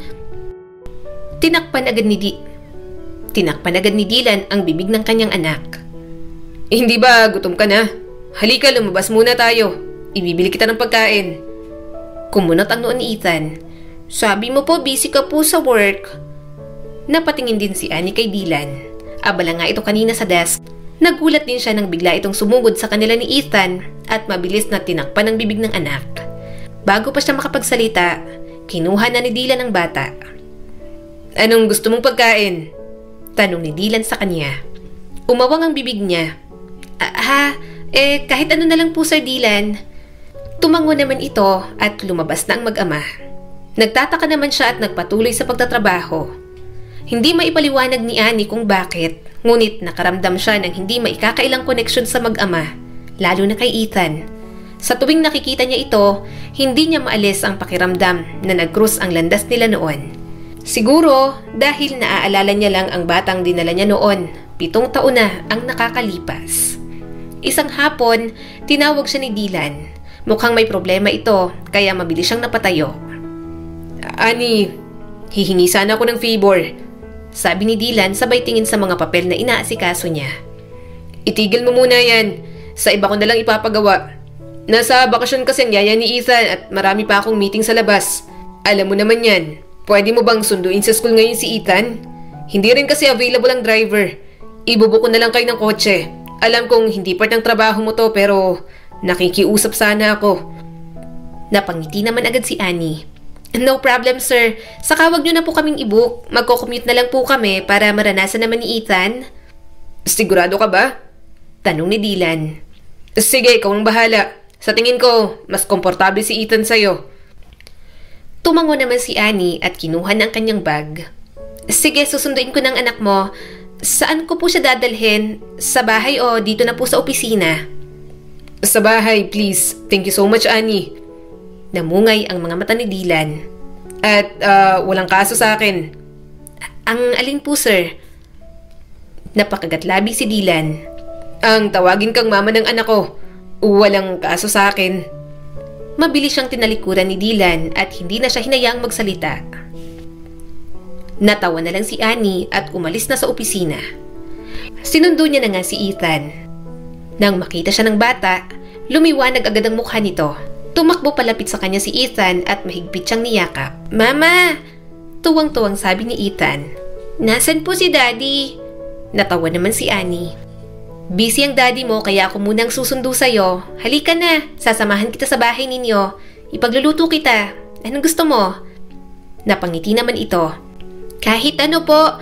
Alam mo po, si Mami naman hindi po ako pinagluluto nun. Hindi po siya marunong magluto kaya masaya po ako na magluluto ka po para sa akin, Mama."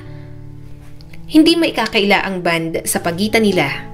Tinulungan niya ito sa mga takdang aralin, pinaghanda ng hapunan, at ginugulo ang gabi sa paglalaro at pagbabasa ng mga kwento para rito. Nang sumapit ang gabi, humikap si Ethan at humiga sa kama. Niyakap siya nito kaya napangiti si Annie. Hindi niya tuloy na malayang nakatulog na siya. Nagising siya sa dilim at agad na nataranta. Nakahiga pa rin siya sa higaan ni Ethan. Ang una niyang naisip ay bumangon at umalis. Ngunit bago pa siya makagalaw, may narinig siyang mahinang boses. "Annie," bulong ni Dylan, mahina at malumanay ang boses. "Tulog ka pa. Manatili ka lang. Okay lang." Lumingon si Annie at nagulat nang makita si Dylan na nakahiga sa kabilang side ng kama. Pinapanood siya nito ng may kalmadong ekspresyon. Nakahiga ito roon na para bang normal na gawain lang nilang tatlo na matulog ng magkakatabi. "Hindi ko sinasadyang makatulog." Nauutal na sabi ni Annie, namumulang mukha sa kahihiyan. "May niluto po ako, sir. Kumain ka na po ba ng dinner? Iinit ko po para sa'yo." Ngumiti ito habang namumungay ang mga mata. No need, nakakain na ako. Ininit ko ang luto mo. Masarap ka pala magluto. Mahina siyang tumawa. Laking gawaing bahay lang talaga, Sir Dylan. Inayos nito ang kumot sa kanila ni Ethan. Dito ka na matulog. Nakayakap sa iyong anak ko. Kinuha ni Annie ang cellphone.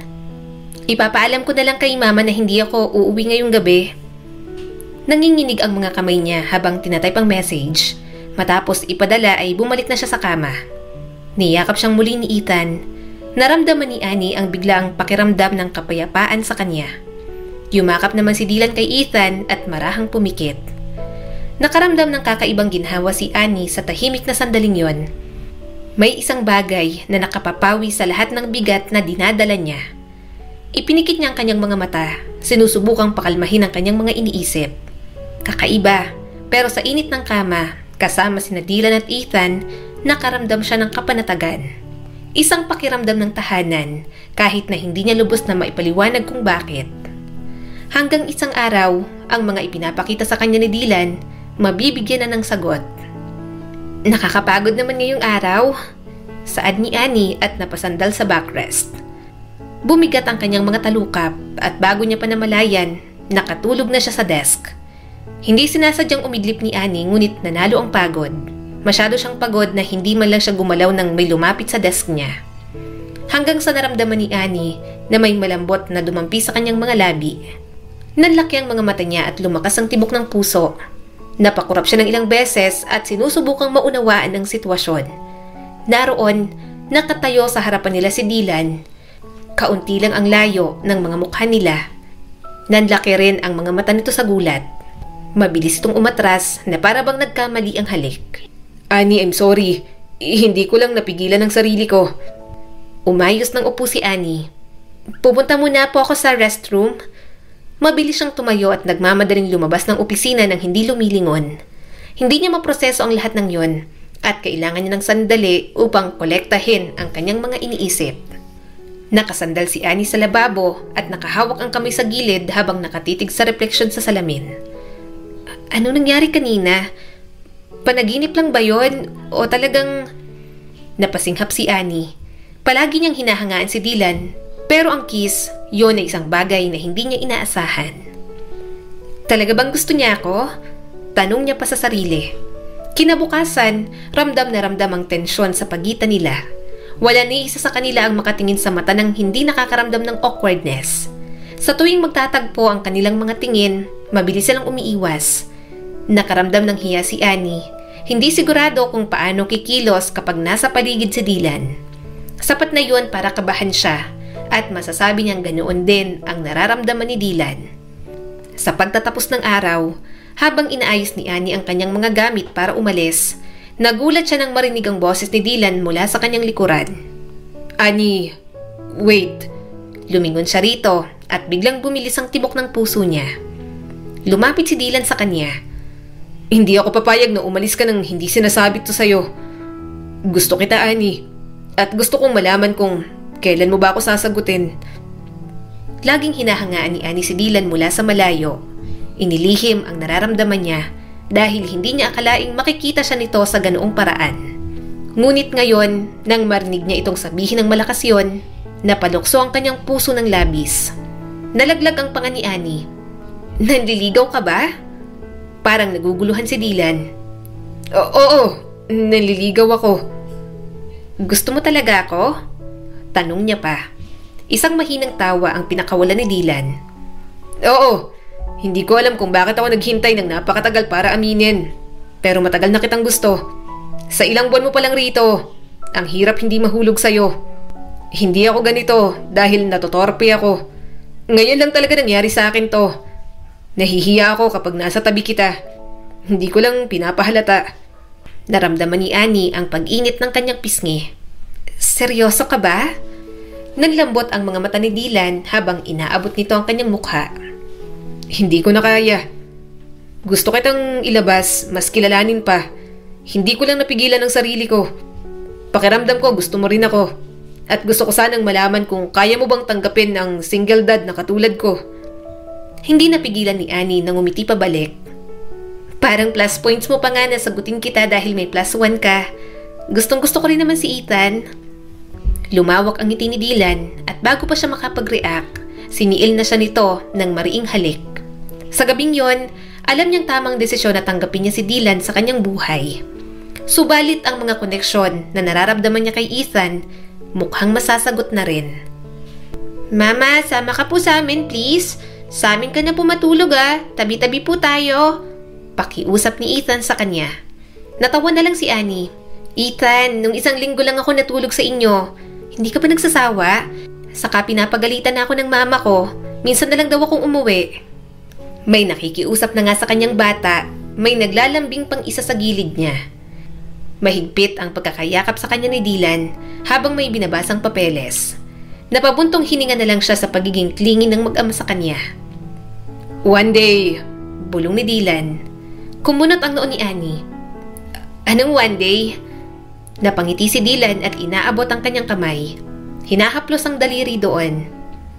Hindi mo na kailangang mamili kasi sa amin na kayo uuwi ng mama mo. Malakas niya naman itong tinawanan. Napabusangot naman si Dylan.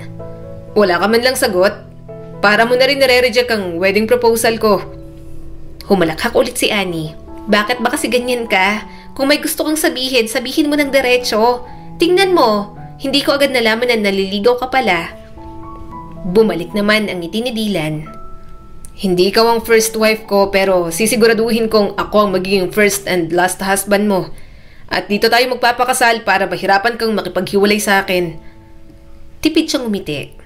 Bakit? Sa ibang bansa mo ba pinakasalan ng ex-wife mo? Tumango naman si Dylan. Oo, dahil sa ibang bansa rin naman kami nagkakilala. Saka pressured ako na magpakasal dahil sa mga magulang ko. Nung una, sinubukan kong mag-work kami. Lalo na't nagkaroon na kami ng anak. Pero hindi talaga.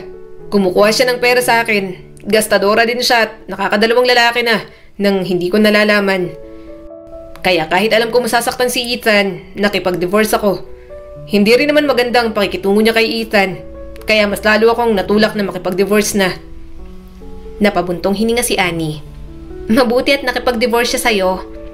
Tumango naman si Dylan. Oo, dahil tinanggap niyang malaking pera na inalok ko. Lulong na siya sa bisyo kaya hindi ko na rin hinayaan sa kanya si Ethan. Hindi na rin naman siya nanggugulo. Ilang taon na. Yun nga lang, ang inakala ni Dylan na hindi na manggugulo, talagang magbabalik. Anong ginagawa mo rito? Mariing tanong ni Dylan sa ex-wife nitong nakaupo sa sofa.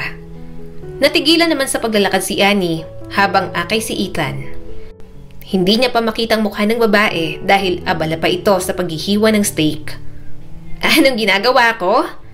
Tanong ng dating asawa ni Dylan. Kukunin ko ang anak ko. Kumunot ang noo ni Dylan. Anong kukunin? Alam kong bumabalik ka lang dito kapag wala kang pera.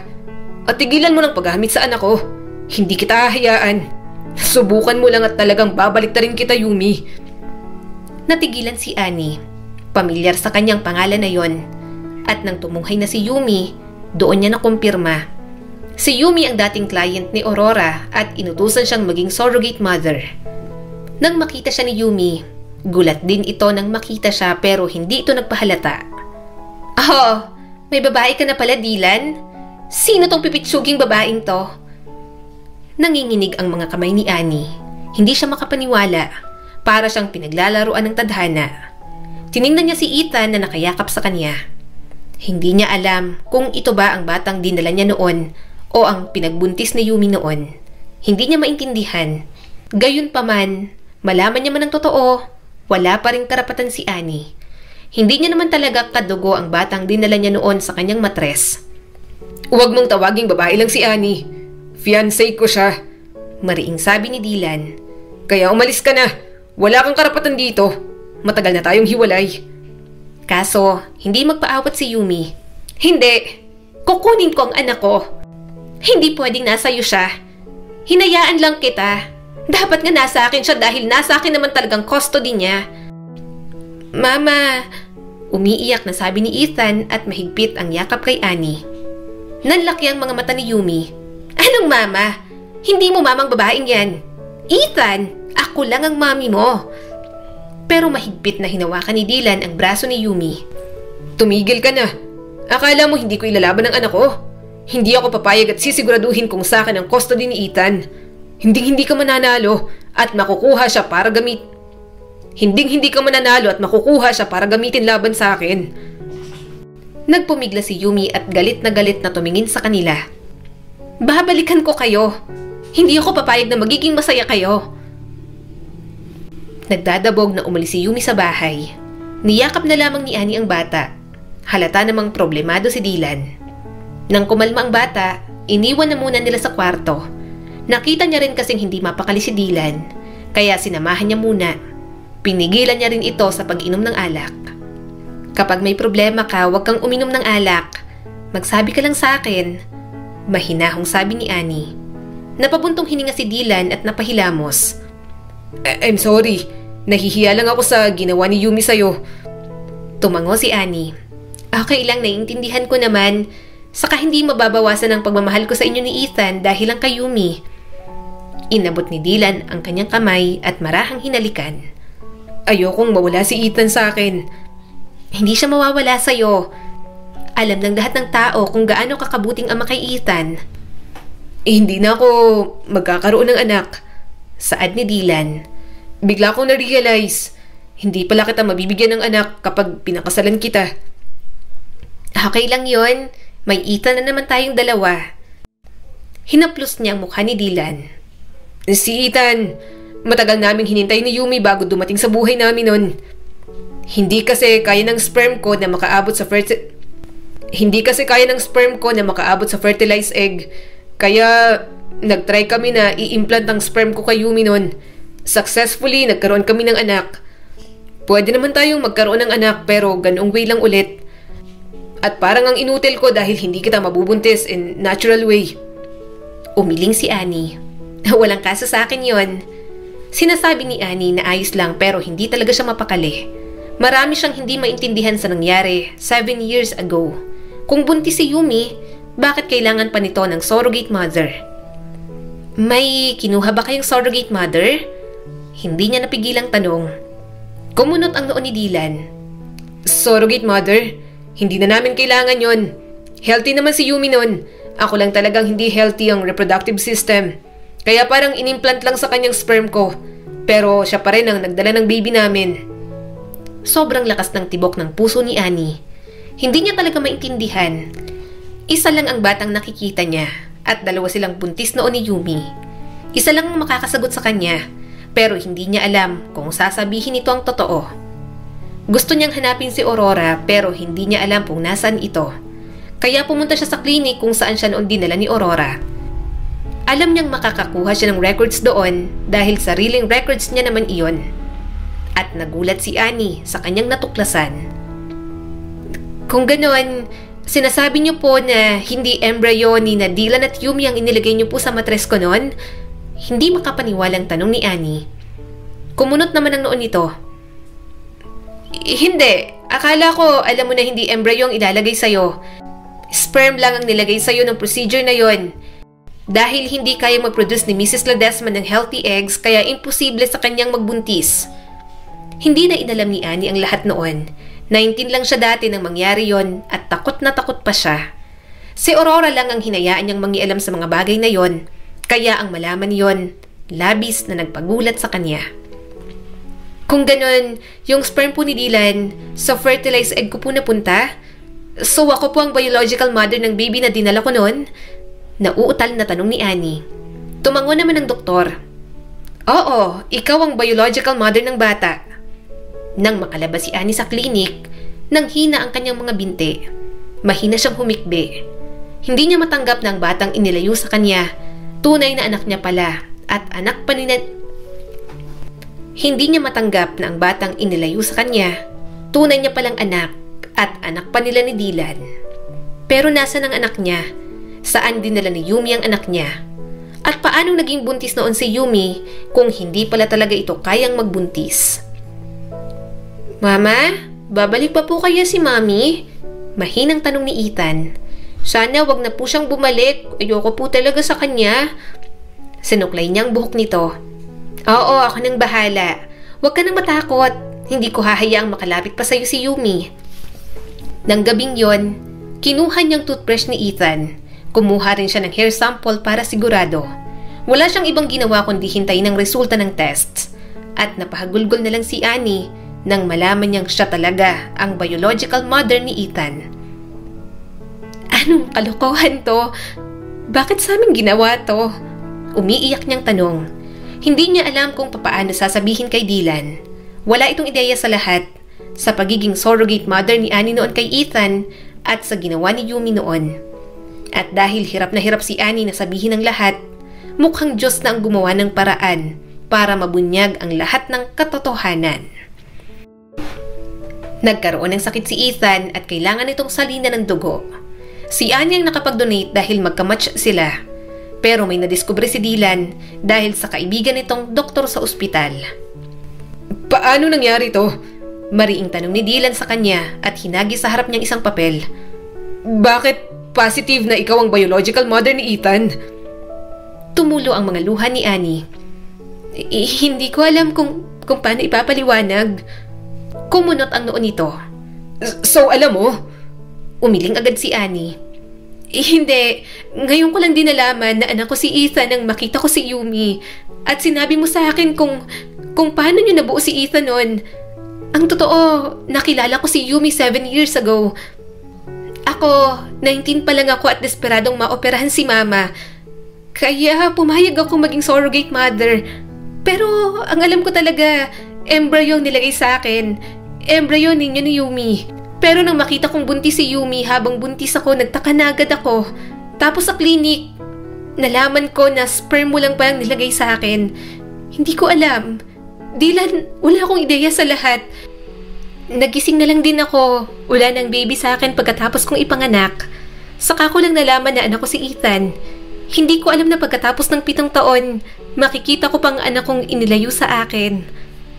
Naguguluhan pa rin si Dylan. Wala akong pakialam. Hindi ko maintindihan na may surrogate mother pa. Ibig sabihin, niloko lang ako ni Yumi nun. Peke ang pagbubuntis niya. Hindi sumagot si Annie dahil hindi niya naman talaga alam ang tunay na nangyari noon. Hanggang sa biglang dumating si Yumi sa loob ng kwarto ni Ethan. Masama ang tingin nito kay Dylan. Tingnan mo na. Dapat nasa akin ang bata dahil pabaya ka. Pagkalabas niya sa ospital, kukunin ko siya. Sigaw ni Yumi. Mabilis na tumayo si Annie. Please, huwag kang sumigaw. Kasasalin lang ng dugo kay Ethan. Nagpapahinga pang anak ko. Nanlaki ang mga mata ni Yumi. Anong anak mo? Wala kang anak dito. Anak ko si Ethan. Bago pa tuluyang makapagwala si Yumi, hinila na ito ni Dylan palabas. Tiningnan muna ni Annie ang anak niya bago sumunod palabas. Naabutan niyang ibinato ni Dylan sa pagmumukha ni Yumi ang DNA result. Akala mo hindi ko malalaman ng totoo? Sinungaling ka! Bulalas ni Dylan. All these years, niloko mo ako. Nagpanggap kang buntis, hindi ba? Hindi ka talaga buntis dahil si Annie ang naging surrogate mother. At alam mong nakakagalit sa ginawa mo. Wala akong kaalam-alam. Ano naman? Anak ko pa rin si Ethan. Kukunin ko ang anak ko sa'yo. Giit pa ni Yumi. Pero pinigilan ito ni Dylan. Wala kang kukunin dahil wala kang karapatan. Alam ko ng totoo. Sa ating dalawa, ikaw ang mas baog. Hindi mo kayang bumuo ng bata. Kaya anak namin ni Annie si Ethan. Hindi totoo yan. Nasaan ang pruweba nyo? Ha? Tanong ni Yumi. Hindi pa ba malinaw ang resulta na to? Ilang test pa ba, Yumi? Booking ka na. Sabi pa ni Dylan. Wala ka ng karapatan sa akin dahil matagal na tayong divorce. Sa oras na guluhin mo pang anak namin ni Annie para lang hututan ako ng pera, tutos-tusan ang bisyo mo at pagiging adik, hindi mo alam ang gagawin ko. Marami akong alas laban sa'yo kaya wag mo kong susubukan. Walang nagawa si Yumi kundi ang umalis sa ospital. Napayuko naman si Annie. Sobrang gulo ng lahat. Kung may labis mang maaapektuhan, si Ethan yon. Pero nagulat na lang siya nang yakapin siya ni Dylan ng mahigpit. Thank God, ikaw talagang totoong ina ng anak ko. Sabi ni Dylan. Tumulo ang mga luha niya. Hindi ka ba nagagalit sa akin? Naghihinala? Baka isipin mo sinadya kong mapalapit sa inyong mag-ama. Baka isipin mo, alam ko ng totoo. Hinalikan siya ni Dylan at pinunasan ang kanyang mga luha. Hindi ko may isip yan. At kung plinano mo man, okay lang. Ibig sabihin, sa akin pa rin ang bagsak mo at magiging ina ka pa rin para kay Ethan. Mas lalong napaiyak si Annie. Mabuti na lang din talaga si Dylan ang ama ng kanyang anak. Siguro, Diyos na lang din talaga ang gumawa ng paraan para magkita-kita silang tatlo. Pagkatapos makarecover ni Ethan, nagpakasal na rin sila ni Dylan. Sobrang saya ni Annie. Hindi inaasahang pamilya, hindi hiniling at hindi plinano, pero ipinagkaloob sa kanya. Kaya naniniwala siyang yun talaga ang plano ng may kapal para sa kanila. Ang kwentong ito ay nagpapaalala sa atin na ang mga hindi inaasahang koneksyon ay kadalasan na pumupuno sa ating mga puso sa paraang hindi natin aakalain na posible pala. Muli, ito po si Skylar Guro at sana may bago na naman kayong natutunan sa kwento natin ngayon. Maraming salamat po.